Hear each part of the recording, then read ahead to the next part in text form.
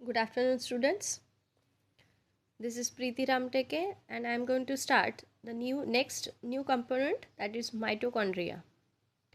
Singular, if we call it as a singular, it is mitochondrial. This important cell organelle, that is mitochondria, involved in aerobic respiration only. Mitochondria are present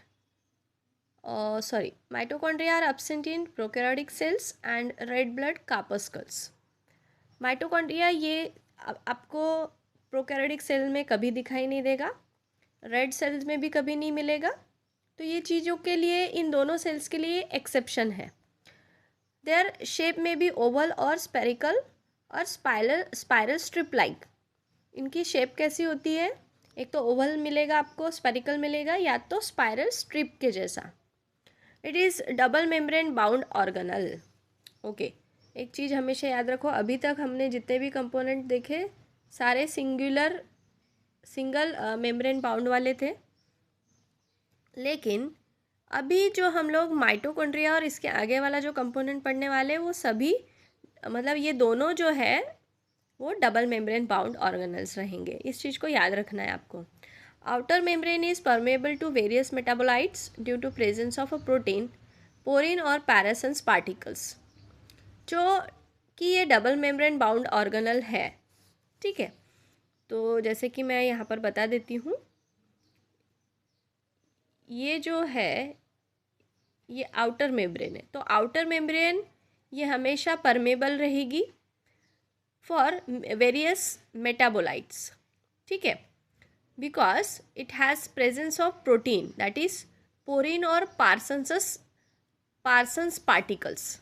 ठीक है, Parsons particle के presence की वजह से ये जो outer membrane है ये परमिएबल है, यानी अपनी परमेबिलिटी बताता है। मतलब ये किसी भी पार्टिकल्स को किसी भी मतलब जो भी सब्सटेंसेस है उसको अंदर आने की परमिशन देगा, किसी भी।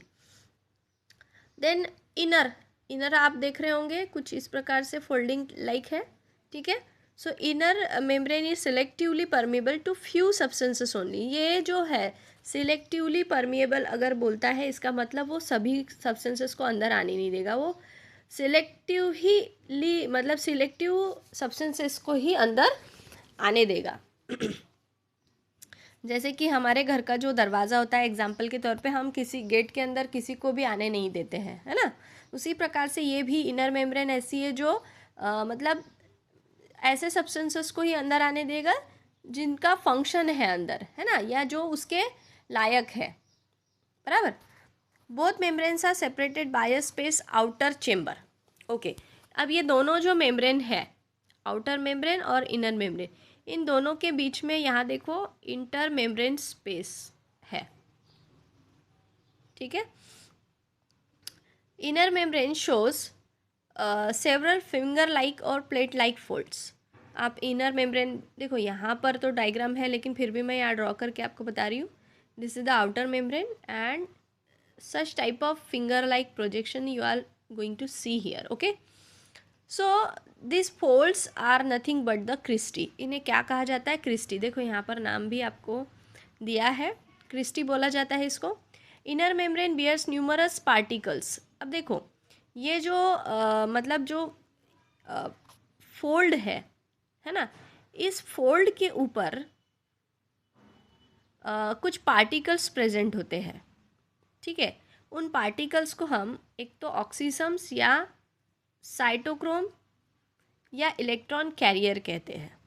ठीक है, इसके बारे में हम लोग थोड़ा डिटेल में बाद में बात करेंगे, वो आगे बताएगा आपको।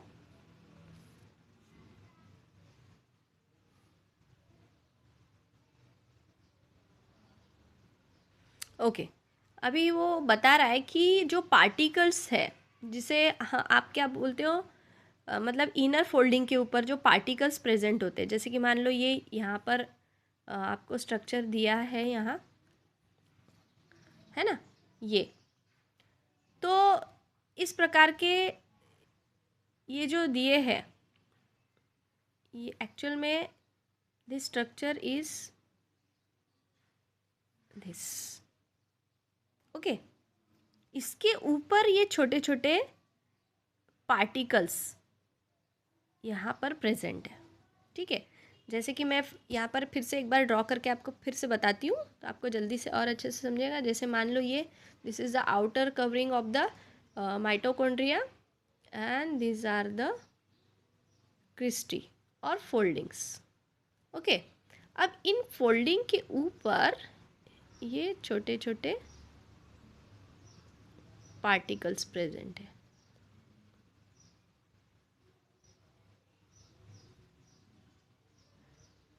ओके, इस प्रकार से तो that particle is known as oxysomes. Inner membrane of mitochondria bears numerous particles, that is oxysomes F1 F0. इसे F1 F0 भी कहा जाता है। दैट इज फर्नांडेज और मोरन और एलिमेंट्री पार्टिकल और माइटोकॉन्ड्रियल पार्टिकल, इन 3 अलग अलग नामों से इसे जाना जाता है। Each particle consist of head and stock. अब देखो यहाँ पर आपको डायग्राम मैंने पहले ही बताया कि ये जो एक छोटा सा पार्टिकल है इसके भी अपने पार्ट्स है। जैसे कि पहला ऊपर जो है that is the head part, then stalk, this is the stalk and this is the base part. Okay, so like this F1 particle look like. Each particle consists of head, stalk and foot. Head it is known as F1 and pedicel is known as F0. ठीक है, is embedded in the inner membrane. ये inner membrane में अंदर बसे हुए होते हैं। Obviously यहाँ पर देखो ये अंदर साइड में आएंगे। ठीक है, यहाँ पर कुछ इस साइड आपको दिखाई देंगे। Head acts as an enzyme ATP synthase and foot as proton channel. अब देखो इसने जो ये F1 पार्टिकल है उस F1 पार्टिकल का या ऑक्सीसम का ये जो है इसका अपना एक फंक्शन उसने बताया है। ये क्या कहता है कि ये ATP सिंथेसिस करता है। Specially head act as an enzyme ATP synthase and foot as proton channel. Okay, मैं आपको ड्रॉ करके बताती हूँ यानी अच्छे से आपको समझेगा। मान लो ये क्रिस्टी है और उसके ऊपर समवेयर हियर यहाँ पर आपका F1 पार्टिकल है या ऑक्सीसम है। ठीक है, तो हेड क्या करेगा, ये एंजाइम जो ATP सिंथेस है उसको सिंथेसिस करेगा, उसका सिंथेसाइज करेगा। और जो फुट है ना, ये वाला जो पार्ट है it act as an proton channel. Means यहाँ से H2O जो है, सॉरी H2O नहीं, मतलब जो H+ आयंस है, जो H+ आयंस होंगे यानी प्रोटॉन्स जो होंगे उसको अंदर आने और बाहर जाने के लिए चैनल बना होगा। ठीक है, इस प्रकार से ये F1 पार्टिकल है या जिसे हम ऑक्सीसम कहते हैं ये फंक्शन करेगा। Oxysomes are involve in proton pumping and ATP synthesis. इसीलिए वो जो ऑक्सीसम है या जिसे हम F1 पार्टिकल है कहते हैं, इसे ये किस में इन्वॉल्व होगा, प्रोटॉन पंपिंग में, यानी प्रोटॉन्स को एक तो बाहर ले जाएगा। ठीक है, और ATP का सिंथेसिस भी होगा। ये दोनों चीज़ें कहाँ पर हो रही है, हमारी माइटोकॉन्ड्रिया में, यानी ATP का सिंथेसिस और प्रोटॉन पंपिंग यानी H+ आयंस जो बन रहे हैं वो माइटोकॉन्ड्रिया में हो रहे हैं। Remember one thing students, this mitochondria organelle is very much important and play an important role in respiration, especially aerobic respiration. Okay, so here your mitochondria, that is mitochondrion, is completed. The next organelle is plastids. ठीक है, इसके बारे में हम लोग next video में जान लेंगे। ये भी हमारे सेल का डबल मेम्ब्रेन बाउंड ऑर्गेनल है। ओके, तो आज के लिए इतना ही। Thank you.